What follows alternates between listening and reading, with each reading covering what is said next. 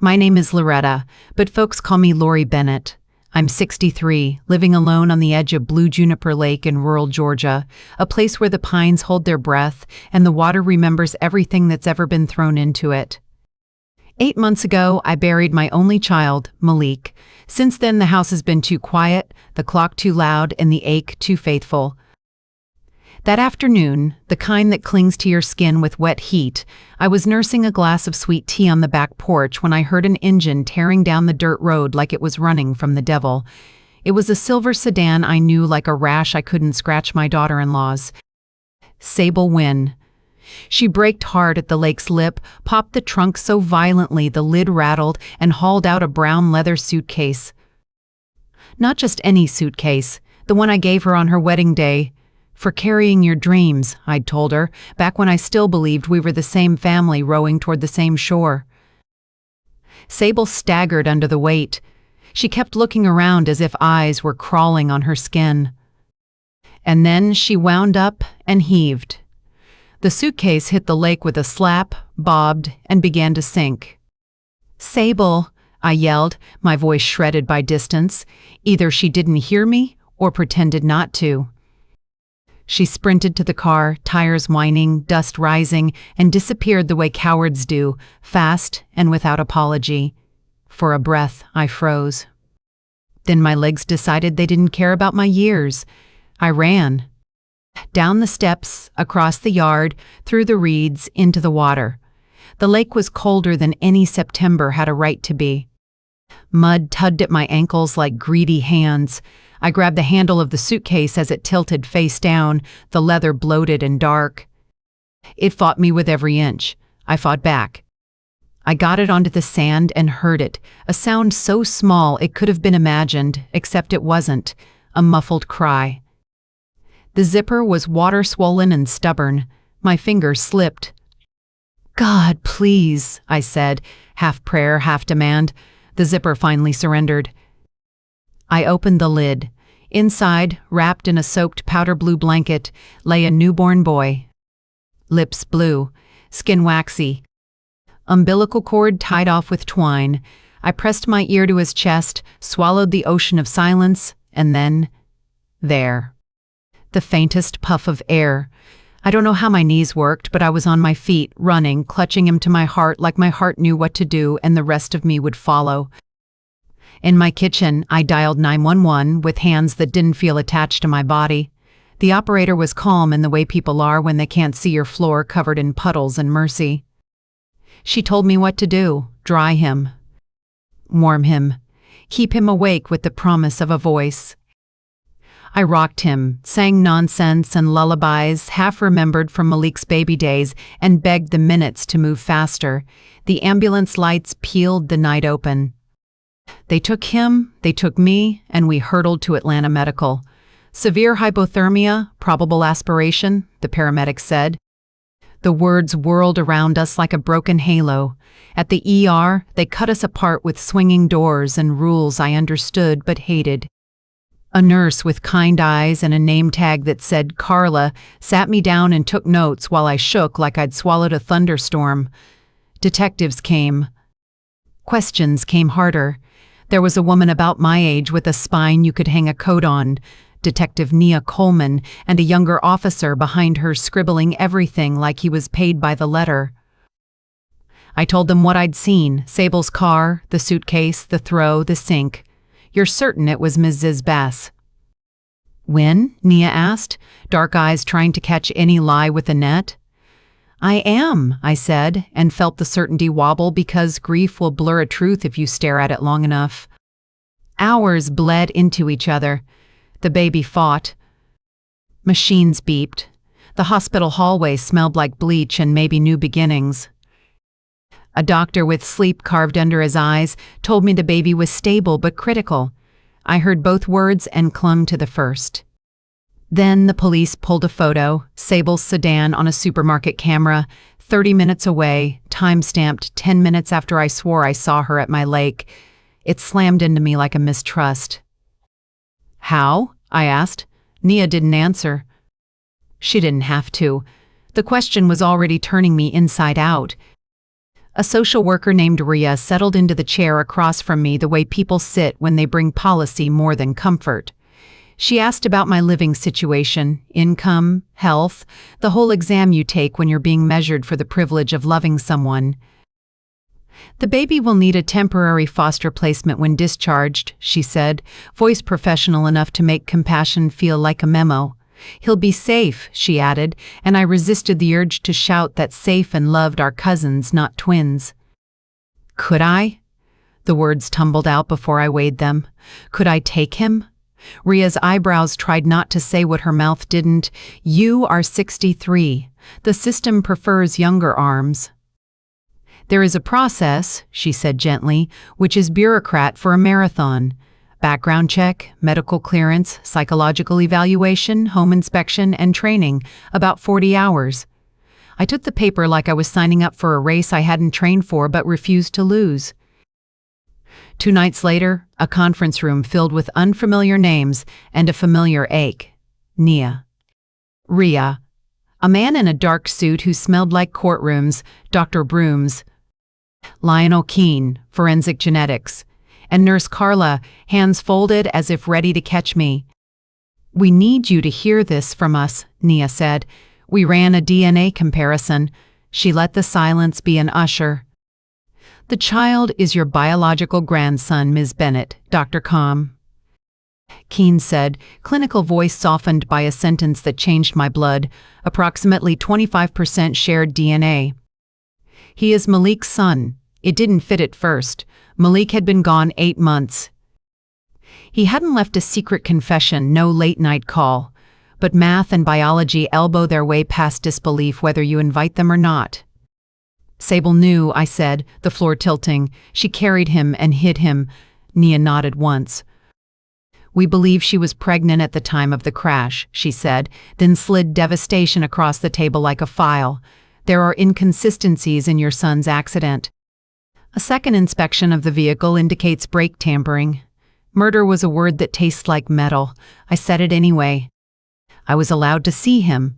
My grandson, after the rules decided I'd earned the right to touch a hand smaller than hope.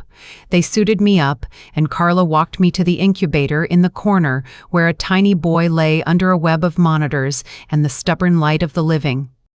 I slid a finger in, his fingers curled around mine by reflex or miracle.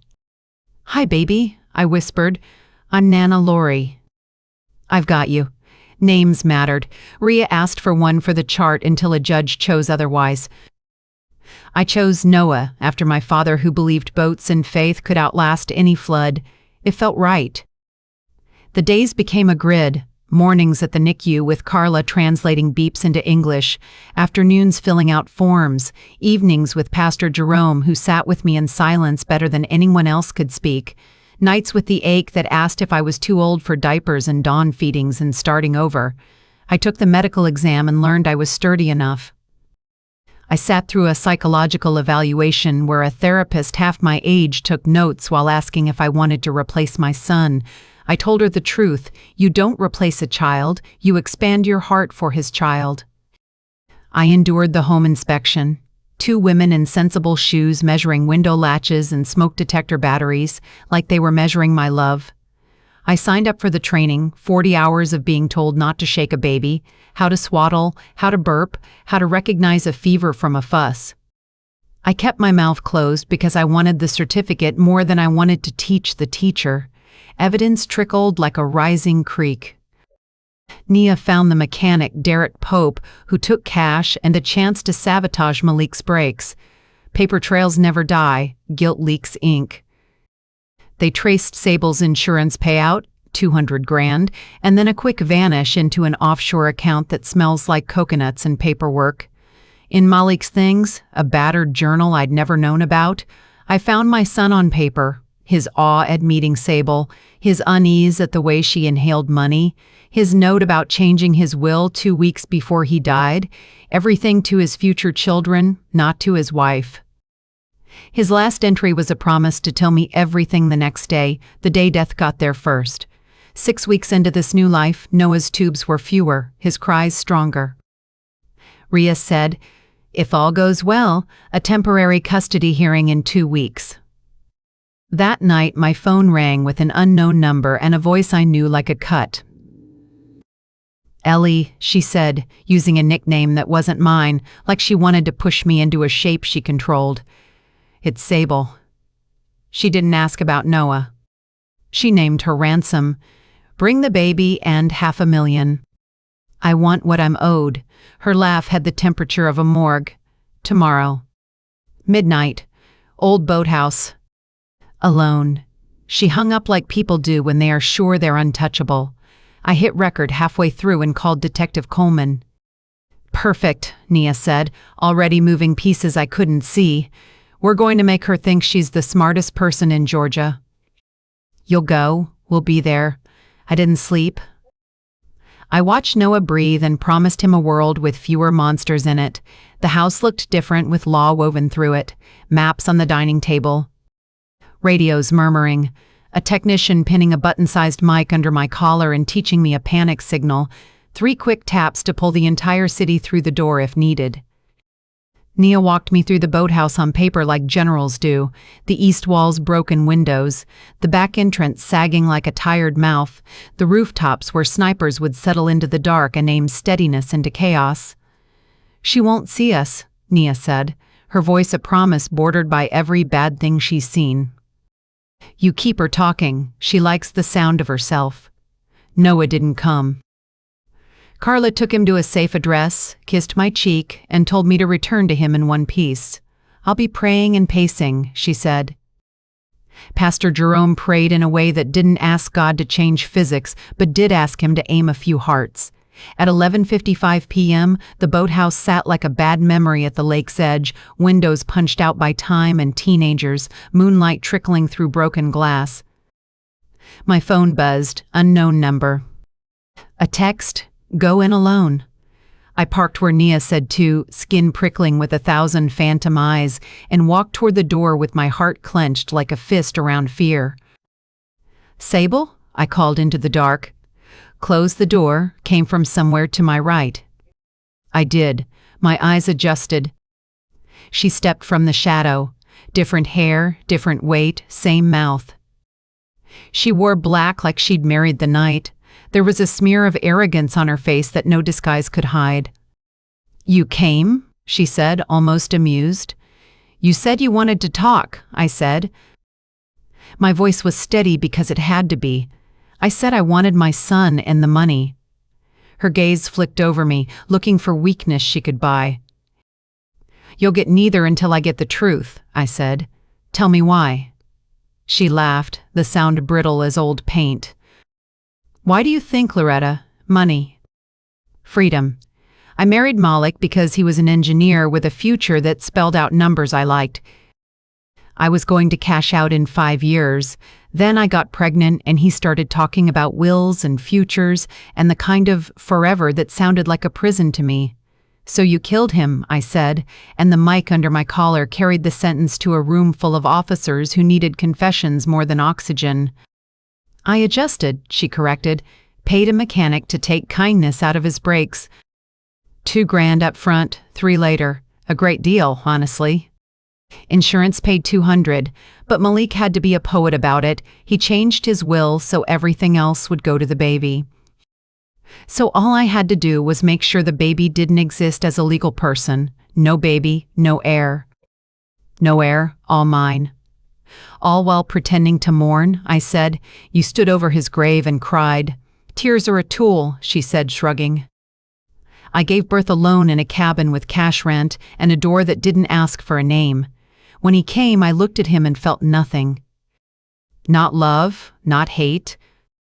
Just noise. So I dropped the noise where it wouldn't make any more." "The lake," I said. "My lake." I didn't disguise the disgust. Some truths don't deserve polite. Yours, his, what's the difference? "It was poetic," she said. "You're the one who ruined the poem." I saw the itch in her hands before I saw the metal. Small gun, quick draw, pointed at my chest like punctuation. "Where is he?" she asked, voice suddenly clean of all performance. I said, "Where is my son?"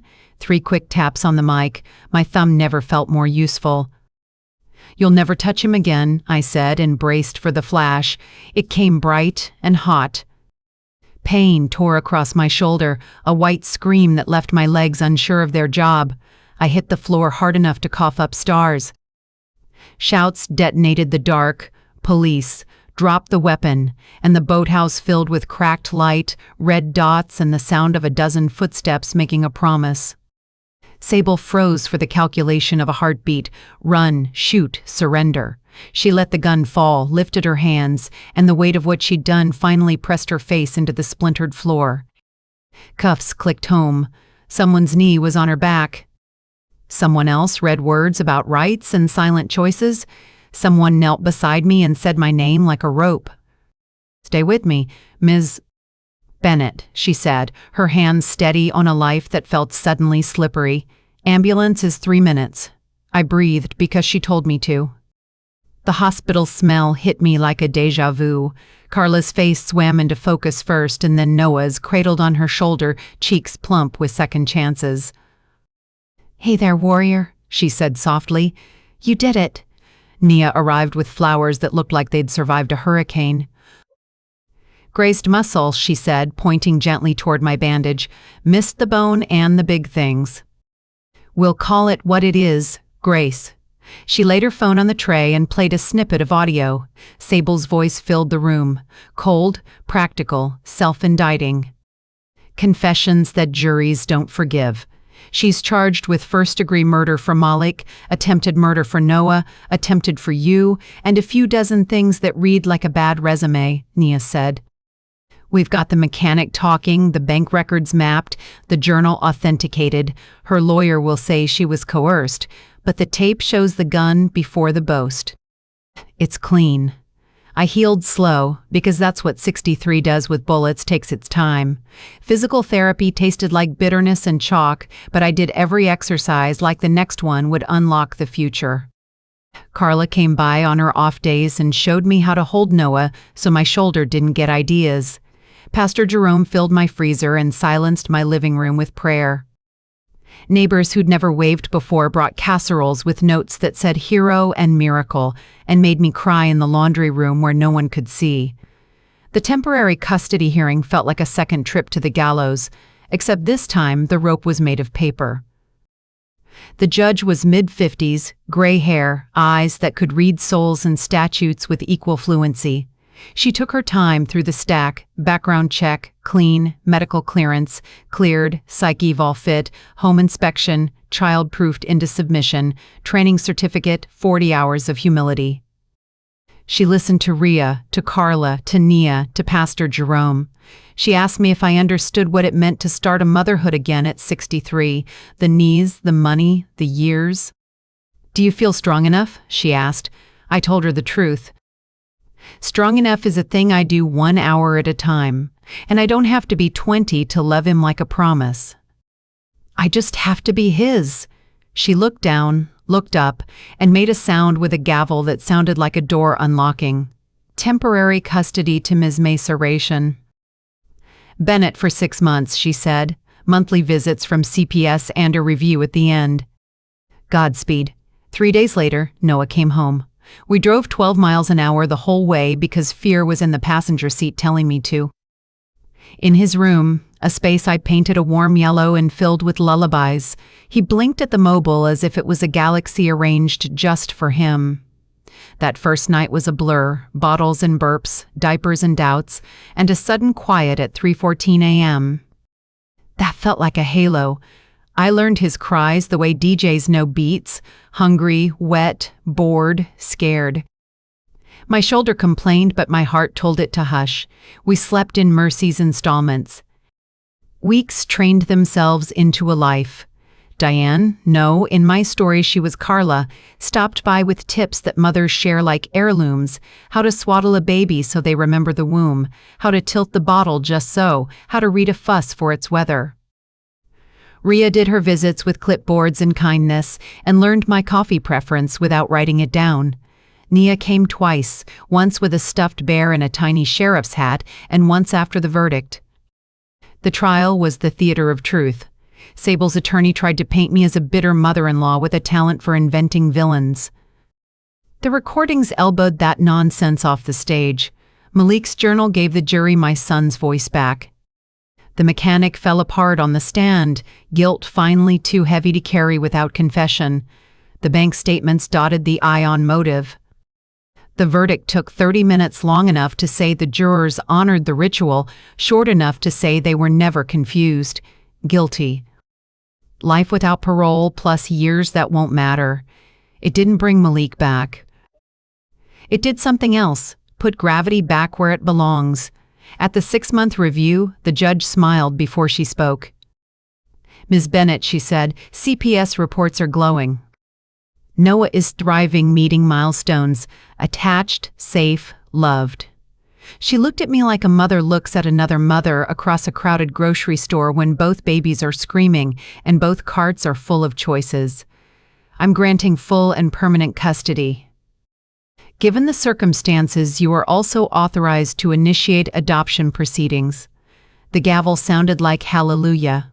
"Yes," I said before the sentence had even cooled. "Yes. Paperwork for adoption is a marathon of signatures and proofs, but I signed my way through it with a pen that felt like a sword. The day it became official, a judge's smile, a certificate heavy with seals and also with meaning. I walked out with Noah in my arms and a future that finally stopped looking over its shoulder. He was 8 months then, deliciously chubby, 2 teeth flashing, laughter full-bodied like it had discovered something about air the rest of us had forgotten. Outside the courthouse, Carla hugged me.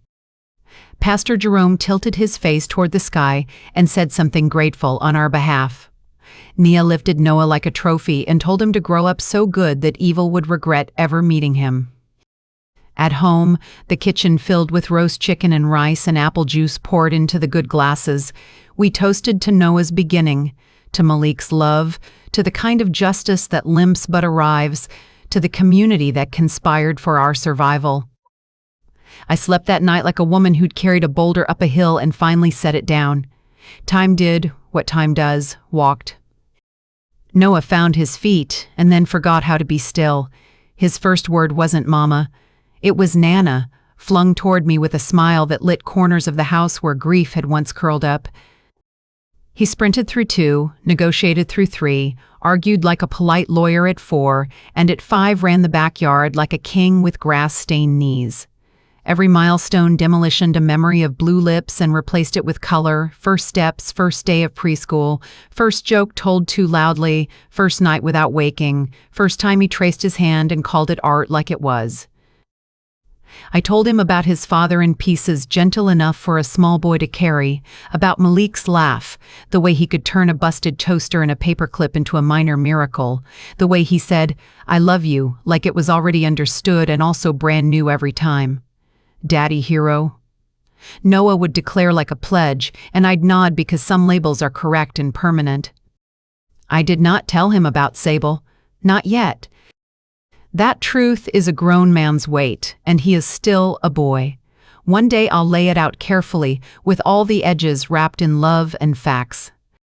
I'll tell him his mother gave him life and then tried to take it, and how a village of strangers and one stubborn grandmother said no. For now, I tell him he was wanted and saved and meant, and that every breath since has been interest on a miracle. Life didn't become perfect, it became true. Bill still surprised me by arriving on time. My knees had opinions, especially on rainy mornings. I learned to nap like an Olympic sport and to accept help without translating it into weakness. The deadbolt stayed, the cameras stayed. Not out of paranoia, but because I promised a baby in a NICU that I would not be careless with him. The house that once muttered sadness learned to speak toddler pile of blocks underfoot, half a peanut butter sandwich on the counter, drawings taped to the fridge like flags. The silence that used to frighten me now only visited during naps, where it found me stretched on the couch with a book I read 5 pages at a time, and always with one eye on the baby monitor even after he wasn't a baby anymore. We marked every anniversary of Malik's death and of Noah's rescue, not with grief alone, but with witness. On the first rescue day, we went to the lake at sunset. I held Noah on my hip and told the water, "Thank you." We tossed a handful of wildflower seeds into the shallows because beauty deserves to grow in places that have known worse. Pastor Jerome read a psalm. Carla cried quietly into my shoulder. Nia stood with her hands in her pockets and her eyes scanning out of habit, and when I hugged her, I felt the kind of solidity you get when someone has pulled you back from a door you shouldn't open. I found the old suitcase in evidence photos once, when Nia sent me the full case file after the appeal window slammed shut and the sentence became a forever. It looked like a relic of all the wrong things, trust, misused. I didn't keep a copy. I already had what mattered. When Noah turned 5, the yard became a festival, balloons bobbing, plastic crowns tilting on small heads, cake smearing into joy. He tore across the grass with a cape I'd sewed out of an old pillowcase. "I can fly," he declared from the top of the slide. "You already did," I wanted to tell him. "You flew from a suitcase into a life." Instead, I clapped and told him he was faster than sunlight. That night, after sticky fingers turned to clean hands and party noise turned to snores, I sat in the living room with a photo album open on my lap. On one side, a baby Malik in a onesie with little stars, cheeks like persistence. On the other, Noah last week, grinning around a missing tooth, eyes that matched mine on certain days and Malik's on others. Two boys separated by decades and connected by something stronger than blood promise. I spoke to Malik's picture the way I do sometimes. "We did it," I said. "He's safe. He's safe. He is loved. He is stubborn like you and loud like me. He tells jokes without punchlines and finds rocks he swears are treasure." The room warmed in that small way it does when memory is kind and I let it be. People call me brave. They send messages that say incredible and extraordinary, and sometimes I want to answer them all and say, I am ordinary on fire. I am a grandmother who ran toward a lake when running away would have been easier. I am a woman who opened a wet suitcase and chose again and again to open a life. I am the bridge between my son and his son. That is enough. It is everything. Sable is serving her life sentence. Some nights I wonder if she thinks of Noah, if regret ever sat down with her and refused to move. Then I remember what she told me in the boathouse, and I stop wondering. Some hearts are small by choice. Mine learned to grow by necessity. On the anniversary of Adoption Day, we eat cinnamon rolls for dinner and watch the same movie Noah always picks. He falls asleep halfway through, head heavy on my shoulder, breath sweet with sugar and sleep. I carry him to bed, careful of my shoulder, always, like honoring an old battlefield, and tuck him under a quilt my mother sewed when she was the one strong enough to carry me. Before I turn out the light, I whisper the same small liturgy I've whispered since the NICU. You were fought for. You are wanted. You are home. Here is what I know for sure. Tragedy does not get the final word if love refuses to leave the room. When the suitcase went under, love waded in. When the system made me prove myself, love filled out every form. When bullets tore the air, love pressed the panic button and waited for the cavalry. Love woke at 2 a.m. and 4 a.m. and 6 a.m. and brewed coffee strong enough to stand a spoon in and rocked a fever back down and learned cartoon theme songs by heart. Love forgave me when I was tired and short-tempered and afraid. Love kept showing up. If you're listening and this story shook something loose in you, if you've ever felt too old to begin again, too broken to be useful, too alone to matter, let my boys laugh, argue otherwise. Begin anyway. Choose anyway. Run toward the lake. Open the suitcase. The rest you can learn as you go. If this story held you, drop a comment with your city so I can wave back in the next one. Tap follow, subscribe, share it with someone who needs a little fierce hope, and hit that super thanks if you want to help me bring more real, elder revenge redemptions to your screen. With love and respect, see you in the next live story.